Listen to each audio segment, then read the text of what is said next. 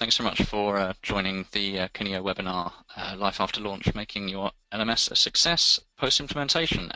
Looks like there's people joining as we're speaking, so we'll start just by introducing ourselves. We'll be talking to you probably for the next 30 to 40 minutes and then allow some time at the end for questions.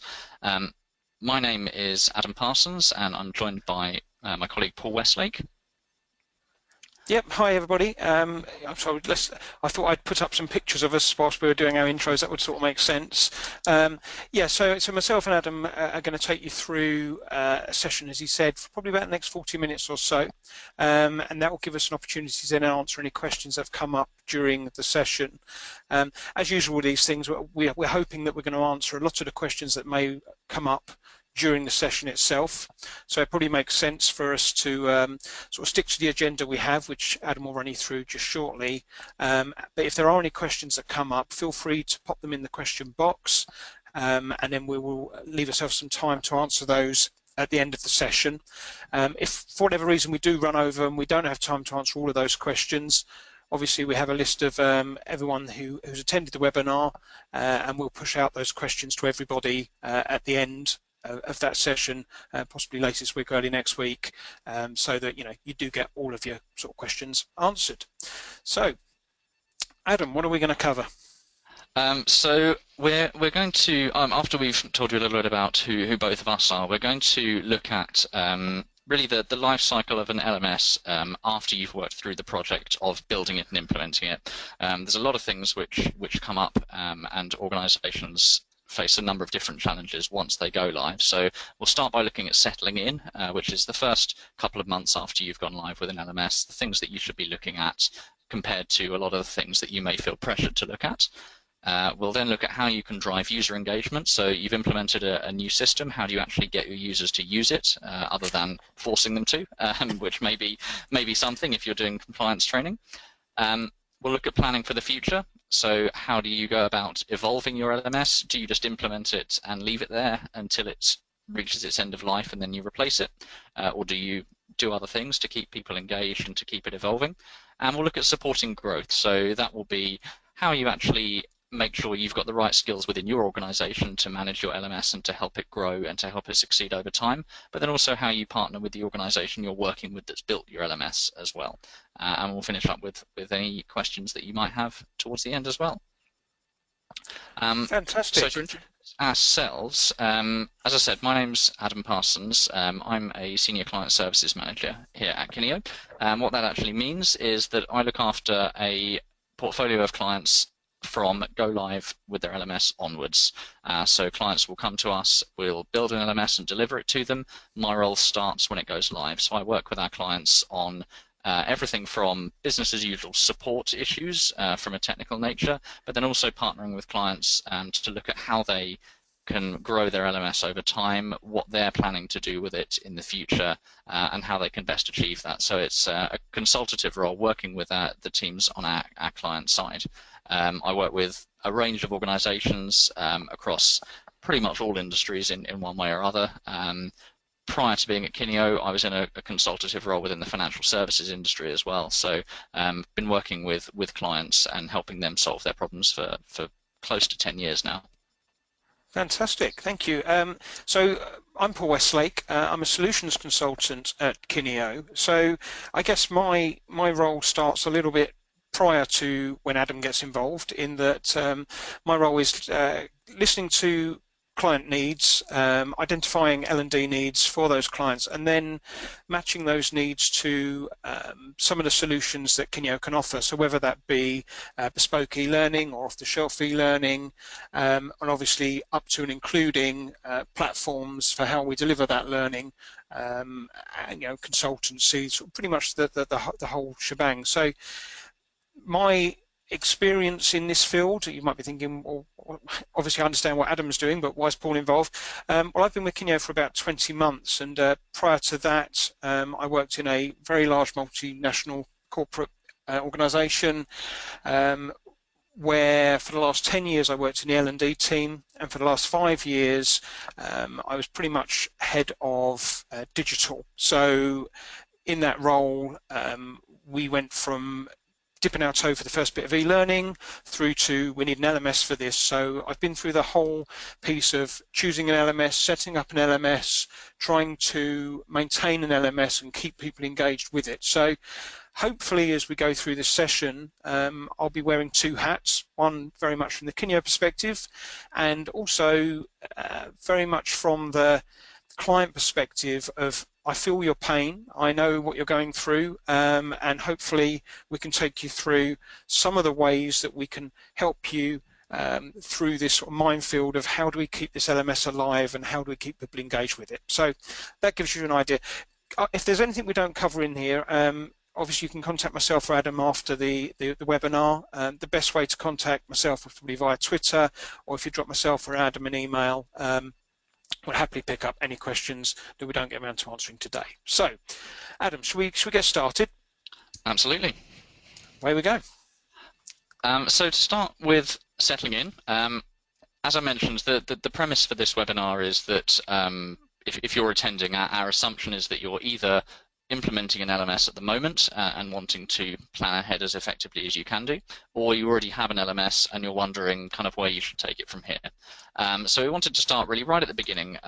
Once you have just gone live with an LMS, what are the things that you might be faced with? What are the pressures that you might have put upon you by various different elements of the organization? What are the things that you'll want to achieve yourself? And these are just some of the things that we came up with. So with a new LMS, there's going to be pressure to feed back to the senior leadership team about how it's gone. You've likely gone through a stage of getting significant investment to implement an LMS. So leadership teams often want to see, obviously, what the outcome of that is. And very closely linked to that is the return on investment. There'll be pressure to assess the return on investment of an LMS as time goes on. From a practical perspective, you'll want to make sure that you've added some content to the LMS and that you've got some users enrolled so that people can go on there and do something. You will want to analyze the implementation from your own perspective to see how the project's gone, whether there are any lessons that can be learned from a project perspective. You'll want to make sure that your managers are trained, that your administrators are trained, that everyone knows about the LMS. What you're probably gathering from what I'm saying here is that there's a huge amount of stuff that you may want to do with a new LMS, and it can be a little bit daunting. You can often find yourself sitting at the end of a project thinking, okay, we've done the work to get this implemented, but now there's still this huge raft of stuff that I need to deal with. Where do I actually start? And I want to kind of split this into a couple of different categories of, firstly, what would be the ideal situation, but then secondly, what can you do if you're finding yourself in a position that isn't that ideal situation? Yeah, and I think we possibly need to add maybe a third one to that, which is I wish I'd have known this 2 months ago before my LMS went live. So yeah, I think we're talking at the moment of this ideal world where, you know, we're planning for an LMS, we're planning for a new LMS, but we're also very aware that in a lot of cases, people might already have an existing LMS and they're potentially looking to move to a new LMS, or more importantly, they got caught up in this maelstrom of what do I do next? The LMS has launched, and now you're thinking, what do I do now? You know, why is everyone not jumping up and down and getting super excited about this? How do I get these people engaged? How do I get them using this tool that's taken the last 6 months of my life to put in place?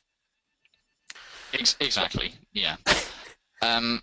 So there's a lot to choose from, and what I want to do to start with is perhaps highlight some quick wins that if you are finding yourself in the fortunate position of not having yet gone live, this will perhaps give you some ideas of what to prioritize. But also, if you are in the category that Paul just talked about, I think this will still apply because there's a stage of looking at what you've already got and seeing how you can make best use of that rather than sort of worrying about how you've got to that stage. So perhaps, Paul, if you're able to go to the next slide. Yep. And I think I'll add a bit of a caveat on this slide, so it looks like we've just crossed a load of things out. So before Adam explains it any further, I think it's worth pointing out we're not saying that these other pieces weren't important at all. But for example, if we take assessing ROI is a great example where, you know, yes, at some point you're going to need to prove the business benefits of, you know, the huge expense or whatever you've met in both time and money of putting an LMS into place. So it would be lovely if you'd have thought about what the success looked like, how we're going to measure true business effects, you know, what is the ROI.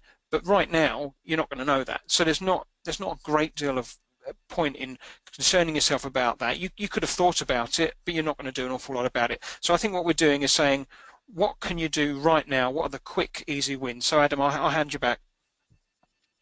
Thanks, Paul. Yeah, absolutely. I think including the things which are being crossed out, it's worth saying that all of these things should be done at some point and will need to be done. It's just a case of what do you do when you're settling in with a new LMS. So I'll start by talking through the points that aren't crossed out. If you're finding yourself in a position of having just gone live, it's likely that you've got an LMS with all your content on it, you've got some users enrolled, ready to go. It might be synced up to your HR system, or you may have spent some time enrolling them, however they've got there. The first things that you'll want to do will be to make sure that people know about it. So have a marketing launch of your LMS. You've gone through a project of what's likely been several months prior of building this and working out what content to put where and how you'll make sure that people will be engaged. You'll need to make sure that there's then some marketing collateral put together around that, saying, this is the new system that we've built. You may have heard it's been on its way. It's now here. This is how it will make your life easier. And we'll come on to this in a little bit more detail in a couple of slides' time around driving user engagement.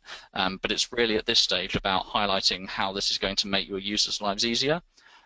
It differs slightly depending on the type of content you're delivering via the LMS. For example, if you're delivering compliance training where people are legally obliged to complete it, you can guarantee that people obviously will access the system.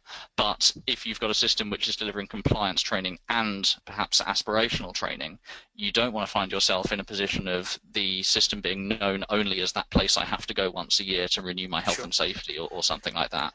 Yeah, and if I can pick up on that, Adam, and I think you make a very, very good point. And again, this will probably be my first chance to pick up on previous experience. I think from my previous knowledge of setting up a similar system, the LMS was very much seen as sort of a secondary requirement. So we needed gorgeous e-learning, and there's your quote. It needs to be lovely looking, shiny, everyone's excited, it's fantastic e-learning. And then we'd never thought about how you're going to access this stuff. So it's really frustrating. It's like having, a huge library of films available to you. You can watch anything you like, but you know what? You have to jump through so many hoops to get there that to a lot of users, it's just not worth the hassle. So the marketing launch could be as simple as, we're going to make this simple for you. So, for example, we've just launched a new LMS for one of our big clients. They had an existing older TOTRA system, and they've had a total redesign. And believe it or not, that redesign was based purely around their end users saying, there's so much content on here at the moment, and it's so hard to find anything that ultimately it's just intimidating for me. I don't know where to start. Can you make it easy for me? And the design of that LMS now is, without exaggeration, literally 2 buttons. It's what do I need to do now? What do I need to do to develop? So the marketing launch for that is we've got a really simple system. It's really simple. You can get in there, you see what learning you've got to do, you can get in, you can do it, you can get back out again. Now that may seem like a crying shame to someone who spent 6 months putting a system together, but if that's what your end users are clamoring for and that's what they want, you can really tell a good story about offering and delivering that to them. So, the marketing launch can be as simple as, we've listened, we've heard what you've said, this is what we've given you back. Absolutely, and I think very closely linked to that as well is the announced courses point, and that can be part of the marketing launch, but it can also be part of the homepage that you have on your new LMS. So, as Paul said, highlighting in the marketing launch, okay, this is what's going to be available to you. You've wanted to do these particular courses, or you've highlighted that you've struggled to find this type of learning on the LMS. Now it's really simple. When users first go to the homepage, you can either take the approach that Paul just outlined of the client, where they have, what can I do now, what can I do next, or you can do what some of our other clients do, which is kind of have advertising space for their own courses on their homepage. Yep. So if there's for clients that are a product type business, for example, they may have product knowledge on a new product that's being released, or they may have an updated course on a particular thing that they really want to excite people about and to tell them about. So that will take prime location on the homepage, which then means that as soon as people log in, they know, oh, there's some new e-learning that's been developed. There's something new that's been added to the system here. I'll go and check it out. So that can take a number of different forms. Paul, did you want to add something there? Let's play devil's advocate for a second, Adam. So let's assume I have launched and it's all taken over. I was told it had to launch on February the 15th. It's now February the 18th. I knew I wasn't ready. I hadn't piloted. I hadn't done all this stuff. So I'm looking at the things that we've said, we've sort of crossed out and say not worry about. But in a lot of cases, if I hadn't added my content by now, or I hadn't trained my managers, what would you suggest? Do we still go back to this model and say don't worry about those things, or do we stop marketing? What do we do? Yeah, absolutely. We almost do the exact opposite of this model. If you're finding yourself, as I've worked with a few clients that have been in this position previously, where they've had that exact thing, they've had a mandate from within the business that they must be live by a certain date, but in reality they've perhaps partially added some courses, they've kind of got some learners set up, but there isn't really the full infrastructure in place that they would want. I think then you really need to focus on some of these issues that have been crossed out for the time being, and that goes back to what I mentioned of them being sort of categories of issue. There are some things on this circle which I would say are key parts of the project phase of an LMS, so should definitely be done before an LMS goes live. There are some which you would want to do immediately on go live, and there are some which you'll want to do either ongoing in the future or at a set point in the future. So if you've already gone live and you're finding that there's still things that are left over, I think that the main things to focus on are, firstly, do you have the content in place? Because ultimately, if you're saying to people that they need to go and access an LMS, but the content isn't there for them to access, or it's incredibly difficult for them to access, that's going to be quite a bad user journey. It's not going to build a good reputation for your LMS within the organization, and ultimately people won't come back to it beyond what they're obliged to do. So the content is really important.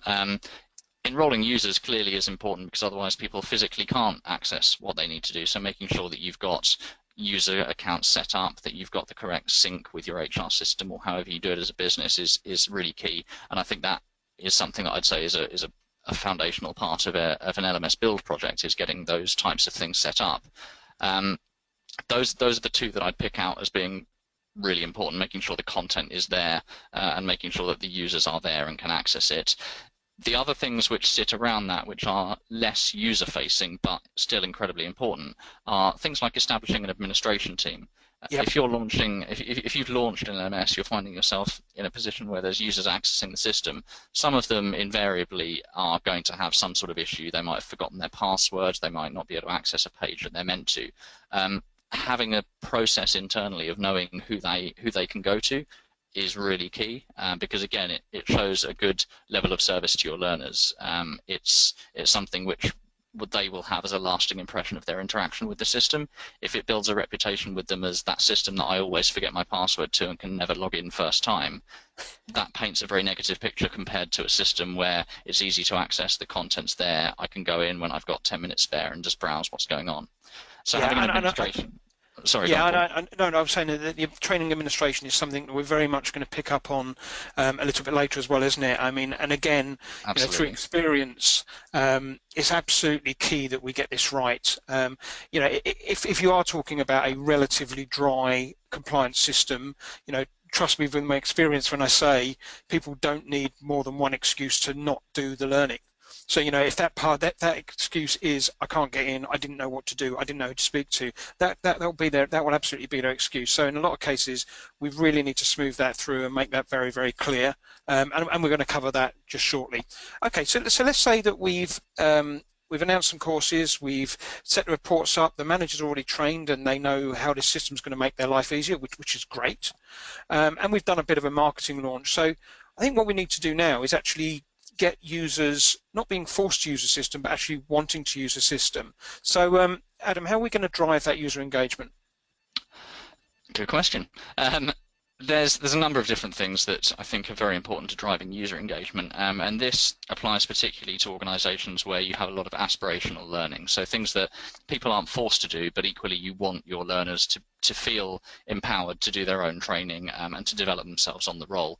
I think there's often, with organisations that are very ambitious around this, there's often a risk that they can almost go too quickly, and they can either end up expecting huge results in very little time, or they can underestimate the challenge that's ahead of them.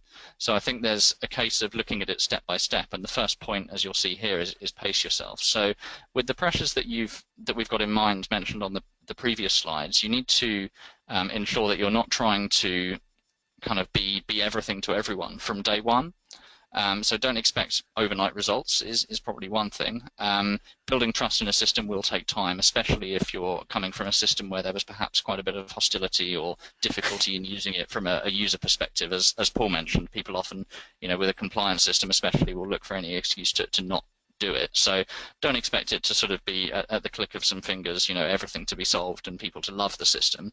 But I think alongside that, finding that's a fair point. If I can just re-emphasize that point, if you're coming from a system where, if you're coming from a position where this is your first LMS, or this is your first dipping your toe into the world of digital e-learning, in some ways, it may sound a strange thing to say, but you are at such a huge advantage over people that have been brought all along with us. So because you're going in at a level where things do work and e-learning is engaging and it is accessible from any machine, more or less, and LMSs are so much more than just a huge list of courses. So you have that advantage.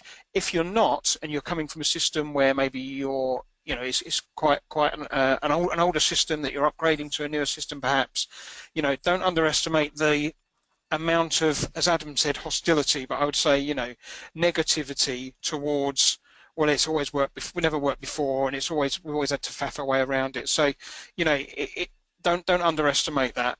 If a relaunch in a lot of cases for an LMS is not really a relaunch at all, it is a launch. So yeah, you're absolutely right. Just be careful of what people's opinions already are, which sort of brings us on to the next two, I think. So we said about finding champions, and by that I think what we mean is pick people that are happy to pilot a system, happy to test with the system, generally are quite forward-thinking and advocates of anything that's relatively new. And you'll identify people, who those people are. Now, that's a bit of an obvious one. Because those people are going to have a go and they're going to play with it. However, again, through experience, I would say you're probably going to learn as much from the next lot, which are your opponents. So these are the people that didn't use the old system. These are the people that are frustrated by the system. These are the people who don't want to do it. Because ultimately, if you can listen and find out why they don't want to do it, and what problems they've got, and what preconceptions they've got about the system, if you can solve those and turn those, don't underestimate the power of turning a blocker into an advocate. So if you can get someone who really doesn't want to do the system to buy into it, see what's in it for them, see why it makes their life easier, see why it makes their job easier, they will absolutely sell the system on your behalf. Now, when we're talking about what those opponents are, again, a very good place to look is people that potentially administer or manage the old manual system, because they will whinge and they will moan and they will tell you everything that was wrong with how they usually do it manually. But they've also at the back of their mind got concerns that you've just introduced an LMS that could potentially take away a lot of their role. So for those people, you need to explain how the LMS is going to make their life easier and more straightforward and give them more time to do other things in their role rather than replacing them. That's first and foremost. It's never going to replace them. You still need these people to set up courses. You still need these people to design programs, for argument's sake.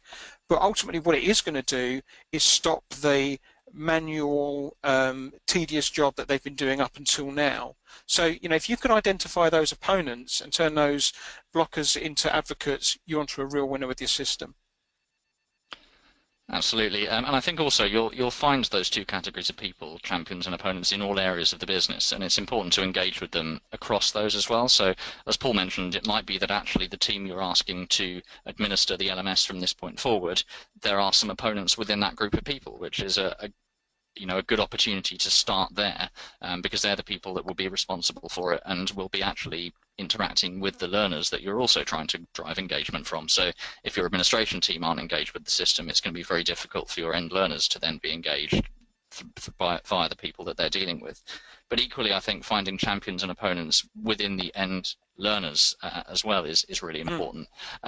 Often, especially if you're the type of organization that's based across either several offices, several locations, you've got some people perhaps that aren't based in offices that need to do training, you'll find that people have very different opinions of a system depending on how they need to interact with it.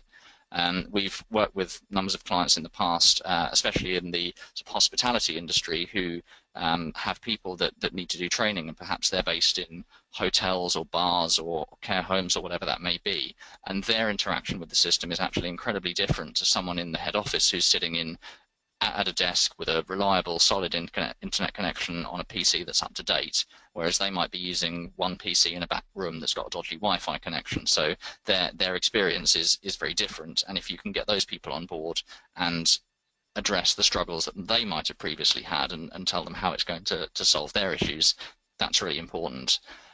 Once you've... Sorry, go on, Paul.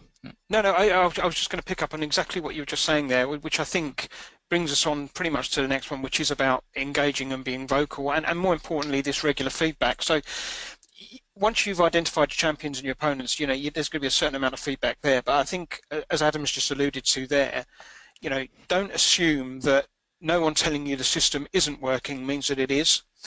So it's very easy again, from my old world, I sat in an office and I designed a system on a ridiculously fast broadband connection.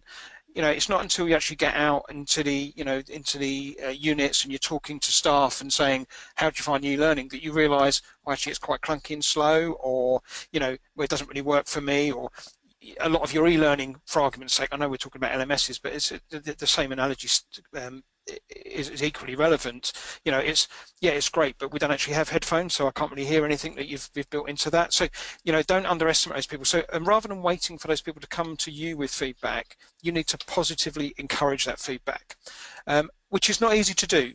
Bearing in mind, you're potentially this person who, for the last 6 months, has, lived and breathed this system and put it into place. It's very much your baby. So then go out and ask people, can you tell me what's wrong with it, please, and how can I make it better? That takes quite a strong character to do exactly that. But you need to do that, and that could be by simple surveys, maybe. It could be by running open surgeries in the early days, of get people to come in and tell you what they like about the system, but more importantly, tell you what they think could be improved. And then, have you asked for a 20-minute slot at a team meeting where you can demo the system or get some general feedback on it? So people will have feedback. It's whether they choose to give it to you or not. And then based on that feedback, Adam, I think we need to be adaptive, don't we? Absolutely, yeah. I just wanted to give one example actually around feedback from a client that I manage. They went through a major upgrade of their system, I think around 18 months ago now, going from a very old legacy system to something very new, which had a completely different look and feel to it, very different user interface, and very different content types as well. And they're at quite an extreme end of the example in terms of what they actually did to get user engagement, but they're the type of organization that I referred to earlier that have locations around the country with people accessing in very, very different ways, and they actually did an LMS roadshow. So they physically drove around various different locations that they had in the country, demonstrated the new LMS to the people there, demonstrated on their own computers in their office so they could see firsthand what the experience they would have as a learner would be, rather than it being demonstrated by an administrator over a webinar where they've got a very good internet connection and probably a higher spec PC. So that's something that was really good, because it then gave them an immediate forum to get people's feedback and say, this is what I like, this looks like it'll be quite difficult to use. And they actually kept that line of communication open after the roadshow, so that when people started using the LMS, they could then feed back to them on an ongoing basis about what they liked, what they didn't like, things they'd like to see in the future. So that's really important, and that's also leads into the final point around adapting. It's all well and good getting feedback, but you need to actually do something with it. If you're finding trends of people having similar difficulties or similar feedback, either in a positive or negative sense, you need to be able to adapt to it. if a lot of people are feeding back to you something that they really like about the system, then that's something that's really important to then bear in mind for future developments and future things that you may wish to integrate into the system. If there's a particular way of accessing a course that people find really easy, make sure you do that with the future courses that you add onto the system. Or equally on the other side, if there's a particular thing that people find difficult, make sure that that's addressed, and you either go back to your Totara partner and discuss ways around it, or if it's something that you can do within the organization, see if you can alleviate that problem. But it's a case of putting yourself out there as an administrator or an administrative team that are able to respond to what people are saying. And that doesn't mean bowing to the will of every single person that gives you any type of feedback, because obviously you need some consistency and you do need to run your system in a way that's good for everyone. But if there are ongoing trends that you spot, it's really key to be able to adapt to them. Yeah, absolutely. I think if I was to sum it up in a sentence, I'd say, you don't be overly defensive. You are going to get feedback, but if you see that negative feedback as a development opportunity of where you're going to take the site next, rather than someone telling you it doesn't work, because ultimately the thing with an LMS is you haven't delivered one piece of software. You haven't just said to everyone, okay, we're all updating to Office 2016 tomorrow. There you go, that's done. We've ticked that box, we'll walk away. Now, unfortunately, a lot of our clients, or a lot of customers or organisations that I've worked with in the past do see it like that. We've bought the LMS, that's it, it's done. We'll add courses to it once every 6 months. Everyone will use it, everyone's happy. It absolutely does not work like that. You need to consider that the LMS is a website. And that's what it is. It's a portal. It's a way of communicating with your staff. Okay, in a lot of cases what you're communicating is training needs, but you are communicating with these people. It's like putting up if you imagine the analogy of putting up a poster and then not replacing it for 6 months. After a couple of weeks, that's just become wallpaper. So, your LMS needs to grow and needs to, evolve with you, and needs to be fresh and, updated regularly. So when people are giving you feedback and telling you things don't work as they would like it to work, rather than being very defensive about it, just see that as a development opportunity that you're going to plan in and you're going to put in place for the future. And that's what it's all about. It's all about planning for the future. Absolutely. And I think a lot of what we've talked about through the webinar up to this point sort of leads well into this. It's a case of looking at what you can achieve now, what you need to achieve in the future, and equally what you can avoid now in order to set you up better for the future. So you'll see here just a brief table of kind of do's and don'ts, as it were. But I just wanted to highlight a couple of them as things that I think are particularly important and particularly beneficial to organisations that do have these in place. So I think overall the most important one, which does encompass a number of different areas, but is creating a roadmap. So what that means essentially is just creating a plan of what your LMS does now, so what you've had it built to do at this point in time, and then compare that to the business needs that you have and that you know about in the coming months and the coming years. It might be that your business has a 3-year strategy or a 5-year strategy, or that there's going to be changes in regulation that will affect you and things like that. And creating a roadmap that builds in future development of the LMS to bring new functionality, integration of new courses into that, so that you've got an idea of what the landscape looks like over the next few years. Part of this will be shaped. Sorry, yeah. No, just to clarify, and I know exactly what you're saying, and I'm absolutely on the same page. Can we just to clarify from what Adam's saying there? When we say a roadmap, don't assume that we're talking about an LMS roadmap. We're talking about an L&D roadmap. Where does your business want to go? Where do you want to go with training? One of the tools that's going to help you do that is your LMS. So, yes, it's sort of like a separate part of that might be, okay, how are we going to develop the LMS further? Let's have a roadmap for its development. But there's absolutely no reason why you should consider the L&D needs of the business and the need for the LMS to change and them not be the same thing. They're very much all-encompassing. Absolutely, yeah. An LMS is not an L&D strategy in itself. It's an enabler of an L&D strategy. So yeah, you're absolutely right there. And I think things which will feed into the roadmap are the next few points as well. So engaging with stakeholders across the business to find out what business needs are, what the demands are, ongoing regular feedback as we've already talked about. planning the steps, I think, is really important. With creating a roadmap of something, it's very easy to get to a point where you've got a huge list of functionality that you want to integrate to an LMS, courses that you want to do, training initiatives you want to introduce, but actually knowing the order to do those in is really difficult, and it almost is a reflection of the first couple of slides where you've got all of these different options, but you don't really know where to start. So planning in the steps that you want to take to achieve the ultimate end goal is really important, because it then allows you to shape the strategy over a period of time, and look at things like how much and when you might need future investment, for example, or when you might need to involve other people within the business to get their input from certain things. From an investment perspective as well, planning your budget. It's something that, obviously us as a TOTRA partner, we're keen to do with clients to help support budgets, because we know they're, at the time that we're in at the moment, budgets are often very tight and sometimes getting cut. So working with the means that you have and the means that you know you're going to have in the future is really important. It's all well and good coming up with a huge list of functionality, but then you may find out actually that's well beyond the means that you have to build into the LMS. So working with a TOTRA partner that can consult with you and say, okay, this is what your end goal is, here are the options of how you might be able to achieve this from an LMS perspective, and here are some implied costs. However, this might be another way of doing it. Really looking at what your options might be is very important, because again, that helps to make sure that your roadmap is realistic rather than just a list of things.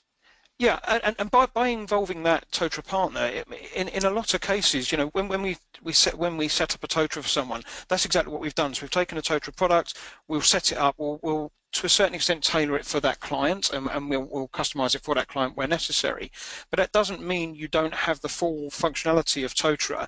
Just in a lot of cases, that stuff's not switched on. So when we're talking about the budget and you're talking about your plan, it could be that you want to add, let me give you an example. It could be that we've only had e-learning up until now, but now we want to add in some face-to-face functionality, and we want to add in some webinars or whatever it may be. Now that functionality has always been there, you just never had it turned on or set up. So in a lot of cases, by engaging with that TOTRA partner, obviously their knowledge of TOTRA is going to be better than you'd hope, better than yours is ever going to be. That's why you partner with them. But they could potentially just configure the system for you, or make some changes, or turn a few bits on that's been there all along but just hidden. So it could be very minimal effect on costs, and all of a sudden you're achieving those things on your roadmap. And the other thing I would say with the roadmap is this: if you've got a plan in place, that's great, and I would strongly suggest that where possible you drip feed functionality out. So if you imagine downloading an app from to your iPhone, I do it all the time. So say you pick up a new game. The initial engagement with that game and the initial amount of time you spend on it is probably quite large to start with, because it's all exciting, it's fresh, and it's new, and isn't this cool? And then quite quickly, once you've done that and once you've reached a certain level, your interest in it sort of wanes a bit and drops off. And it's going to be the same with your LMS. People who might be excited about it first might go on and see what it's all about. If things aren't changing and aren't updating and they can't see development, people are going to assume that there's nothing new, and therefore will stop visiting the site. Now imagine you then get a new update comes in for this iOS app that we were talking about, and it says on there, we've added 20 new levels, we've added this functionality. You know what the chances are? You're probably going to pop back in and have another look. So it's the same with your LMS. If you're adding functionality, drip feed it out, have a plan and work the plan. But by doing that, you're keeping people engaged. It's sort of just giving them a little bit more. It's quite a nice way of working. Absolutely, and on that as well, I think when you're introducing those new things to the system, you can go back to the original 3 points that we looked at on the first 2 slides about the marketing launch, and you can actually repeat almost a mini version of that step to announce to people that new things have been added to the system, that things have changed, that they can go back and check out new stuff that's been added on, because otherwise you are relying on people just checking back in the hope that there's something new. And eventually that may be the case, that the system builds a reputation for itself because people will visit, and every time they go something new and exciting is happening. But for the first few times, you'll want to make sure that that marketing launch is almost repeated every time something changes, so that people know that there's real investment and there's real time and effort going into delivering this training, and that it's something that they should be making best use of. Yeah, and it's really nice when people are given functionality that they didn't know was coming, and it just basically makes things easier and smoother and more straightforward again. It's fine giving feedback and saying there's a bug, can we fix it? Yes, we fixed it. It's really nice to be able to go out and say, do you know what? We've added this functionality. This has made it a lot easier for you. It could be we've set up a system where it now pushes out reports to you every Monday. They're all automated. It's just made your life easier. So being able to push out that stuff, it's the old Apple adage, isn't it, of people don't know what they want, so we're going to give it to them and then they're going to love us. And that's basically what happens. And you can do that with your LMS. You can have this plan in place of where you think this is going to go, or functionality that's going to come in. And if you don't know what that functionality is, or you don't know where to take it next, that again is where you need to go back and work with your Totra partner, or to see what is coming, what's on the roadmap. I'm just aware that sort of time's moving on a little bit, Adam, and I think based on that, we've as I've just alluded to, I think that fits in perfectly as a transition to this idea of, so what skills do these people need then? So, because we've covered Mm. quite a lot there, haven't we? We have, yeah. I think it'd be very easy to listen to the webinar up until this point and just think, oh great, you've given me a list of loads of stuff I've now got to go and do with my LMS. But I think it's also important to address the fact that there are particular skills that we see within our clients' businesses that are really beneficial to them in terms of running an LMS successfully. So you'll see a kind of a little diagram here just with a few specific skills that are very key. And I want to just highlight, this doesn't necessarily mean you've got one sort of super person within your business that is very skilled in all of these things. If you have, then great, make the best use of them that you possibly can. But more likely you'll find this is made up of a team of people from various different departments within the business. But I just want to highlight these and sort of explain a little bit about why I think they're important. Time, firstly, is one that I think is easily underestimated. For those of you that have managed an LMS for a while now, you're probably more than well aware of this, that managing an LMS can very easily be a full-time job, and sometimes more than one full-time job. So it's a case of, if you're going live with a new system, have you really accounted for how much time it's going to take to administer and to manage on an ongoing basis? We used to find with a lot of client businesses, they'd go through the process of building the LMS, and there'd be a large project team involved, often IT teams, etc. They'd then get to go live, and they would look at it in one of two ways. They'd either say, okay, this is a training system, that's part of training, therefore the L&D manager is going to be the one that looks after this system. Yep. Or alternatively, this is a piece of software, therefore the IT team are going to look after this on an ongoing basis. And the problem you've got there is, firstly, you're just giving this to someone that already has probably a very busy role and isn't going to have the time to invest in managing this, but actually it's also not best use of that person's complete skill set as well, because they only have half the story, as it were. Which brings me on then to technical skills versus L&D knowledge as well. Both obviously are very important. We've talked about the roadmap being part of the L&D roadmap itself rather than just an isolated systems roadmap, but both things feed into what an LMS delivers. An LMS is delivering part of an L&D strategy, so you need someone that understands what that strategy is, understands the training needs of the business and how they're best delivered to the users that you have. But equally, there needs to be that knowledge about, okay, how do I deliver that training, in the sense of how do I configure a course within Totra? How do I set up the report for the managers to know how compliant their departments are on these particular areas? Or how can I view certain statistics about what's been going on in the site? They're very, very different skill sets, but they both feed into the same result. Yeah, if I can pick up on that, Adam, and if I look at it from a real world scenario where you're absolutely right, and I think if I was to break out the two biggest sort of departments that are inputting into this LMS, if you like, it is clearly the L&D or training team, and it's going to be the in-house IT team. Now, in some ways, the LMS tends to be a little bit unique in that it's not necessarily a piece of software, or it's not really a system that the IT team have gone out and chosen. In a lot of cases, it's been chosen by the L&D team because obviously they want the best of the L&D offering for their people, and that's what this is solving. So there can be a bit of resentment from the IT team, it's fair to say, because it's not a system they chose, and yet when things go wrong, the L&D team happily go running along the corridor and say, oh, it's a bit of software, it's not working well, can you sort it out, please? So I can't overestimate enough the importance of keeping the IT team and the technical guys on board with what you're doing. So in a lot of cases, the LMS isn't a standalone system. It can be integrated with HR systems, for example, or payroll systems. So, getting those guys on board early doors is absolutely the right thing to do, and working with them. Having said that, the other is also true. So if it is the L&D team that's instigated getting the LMS in, they absolutely need to speak to the L&D team. Sorry, if it's the IT team that's bringing it in, they need to speak to the L&D team and think, what are you actually trying to achieve here? What are you trying to do?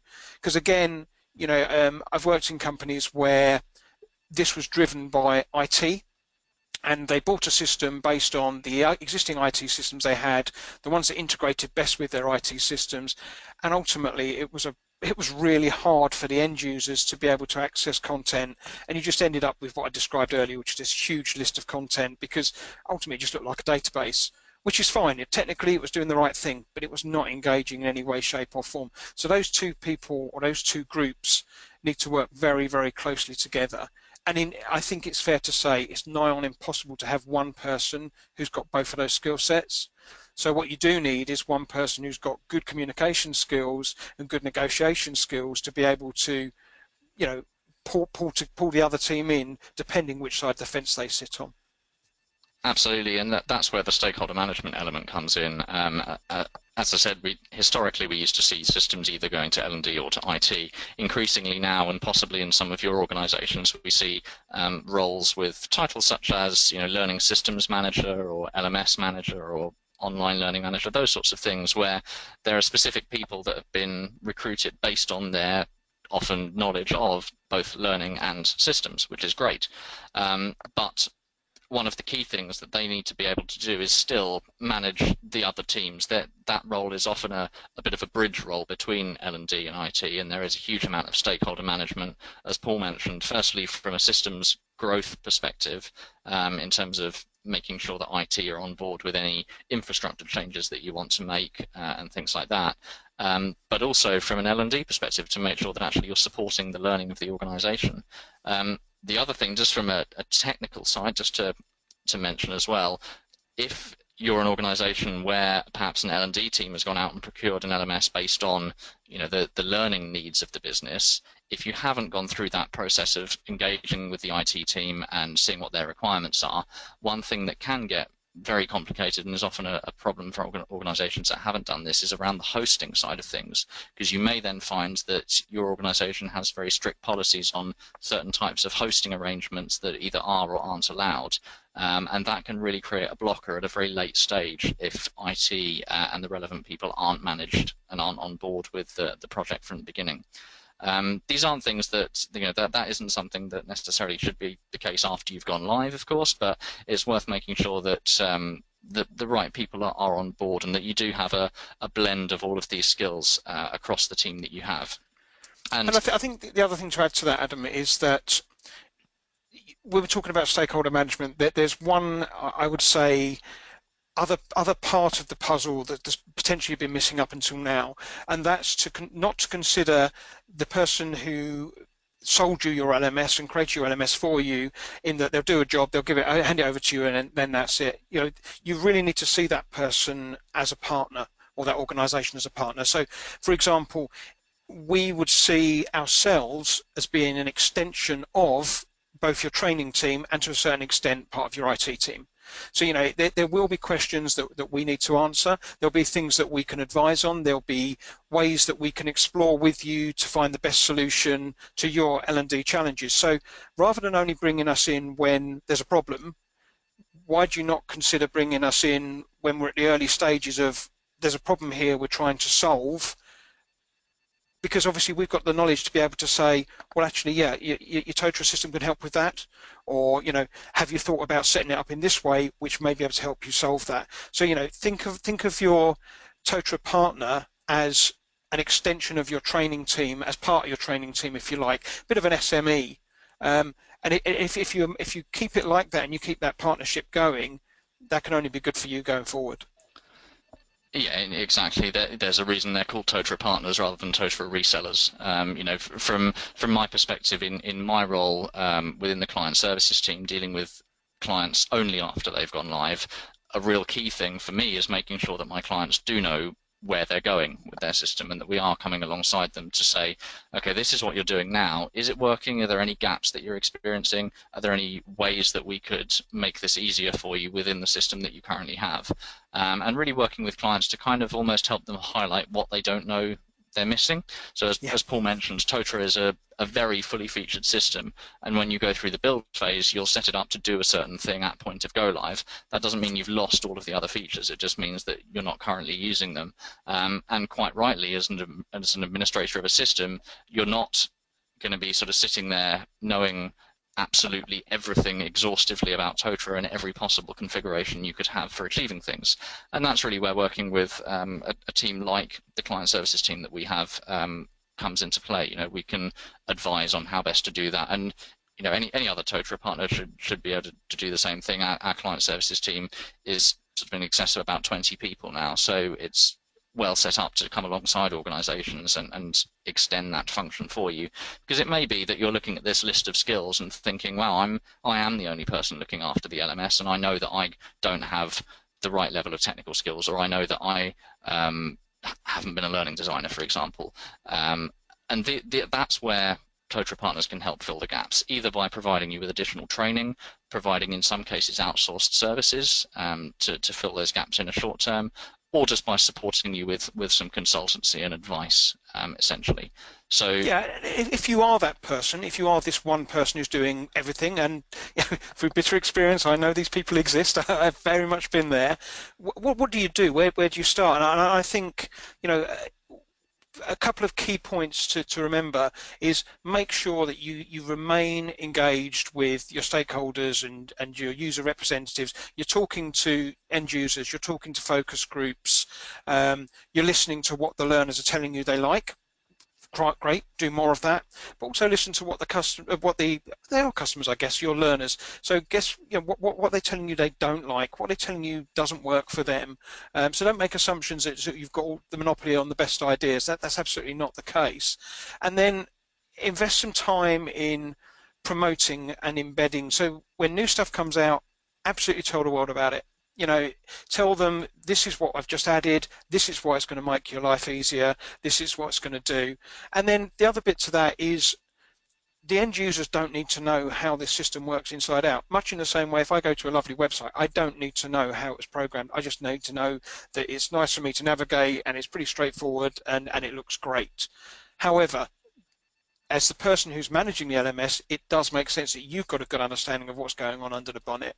So, as Adam's already said, that may involve specific training for you, that may involve, regulatory consultancy, that may involve you having regular meetings with your client services manager, for example, just to get a good idea of what's happening.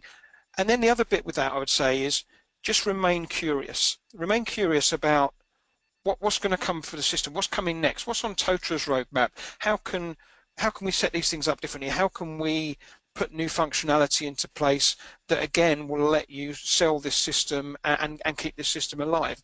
Now you can read about that sort of stuff on the net, obviously, but then just make sure that you're getting newsletters coming to you, making sure that you're on the Totra forums, for example, and just ask questions. I can almost guarantee you will not ask questions that no one else has asked before. And if people have asked us those before, we'll have answers for them. So I'd strongly suggest, and it's easy to do, that people just put up with the system. And it's not until 6, 8, 9, 12 months down the line that you're talking to someone and saying, yeah, it's really frustrating when it does this, but it's all right because we've all worked out a workaround for it. If they'd have actually told you that in the first place, you could fix it, and you could fix it by clicking your fingers. And once you've done that, the only way they're going to tell you that is if you're positively asking for feedback. So really, really encourage that and ask people what they want from their system, because ultimately it's their system, not yours. Absolutely. Thanks, Paul. Great. I think that's brought us to the end of the content that we wanted to deliver. There was one question that came through just asking whether there'll be a recording sent around of this webinar. The answer to that is yes, likely to be next week. There'll be a recording sent out to everyone that has registered. There's another question that's come through saying, how can we demonstrate the LMS return on investment to the business so that they are ready to continue to invest in it and in its development? It's a great question. If you want me to sort of pick up on it to start with, Adam, that'd be great. Sure. Return on investment is pretty much the holy grail of any training system, as we know, and it's also very, very hard to measure. What I would say is, when you in the infancy of your system, you need to decide what success looks like. So what makes a successful LMS? Now, is that the amount of people that go to it? I'd probably argue no. Because if it's compliance, they've got to go to it anyway. It doesn't matter how poor the system is, they've got to do it. So that's not necessarily a good measure. Is it how engaged they are, as in the amount of content they're doing and the amount of feedback they're giving? So, for example, in Total, we can set up a course, which may be a piece of e-learning, and then there's a quiz or whatever, and then maybe after that there's an engagement forum. So do we measure it by the amount of people that are going onto that engagement forum and using that, which suggests that they're coming back to it regularly and they're using it regularly? That could be a measure as well. Ultimately, it depends on the business. So what we have in place is when we look to set up an LMS system, one of the things that we do is we work with a third-party evaluation company called Boost Evaluation, who will have a meeting with you and take you through what are you actually trying to get out of this system. They'll ask those questions. There's an awful lot of post-it notes involved, if I'm honest. I did one a couple of months back with one of my clients who were in really, really early days of setting up their LMS. And the things that came out of there on return on investment weren't the obvious things you'd think. So it wasn't how many people have completed a course. It was around real business measures. So by using this LMS and by people being engaged, can we see a change in behaviour? It's not easy, is the bottom line, but there are ways of measuring it, and I'll happily share how we do that work with Boost, and perhaps we'll send that out along with those slides, Adam, later in the week. Excellent, thanks, Paul. If there are any other questions that anyone had, then you'll see on the screen now both mine and Paul's email addresses. So do feel free to get in touch with either of us via email if you wanted to discuss more. Be happy to take conversations there as well. But I think that's brought us to the end of our time together in that case. So thank you very much, everyone, for joining. As I say, there will be a recording sent out of the webinar next week if you wanted to refer back. Paul, was there anything that you wanted to just add finally? Yeah, just again, firstly, thank you for your time, Adam, and then again, thanks everyone for joining. I was aware that my phone may have been beeping a couple of times during that. There was some real interesting conversation on Twitter, which obviously I couldn't answer at the time, so I'll be picking those up shortly. So as Adam says, you've got our email addresses, or at Kineo on Twitter or at Paul Westlake on Twitter. We'll happily pick up any conversation with you on that. It'd be a pleasure to talk to you. So thank you all very much for your time, and good luck going forward with your LMSs, I think is probably the best thing to say. Great. Thanks, everyone. Cheers all. Thank you.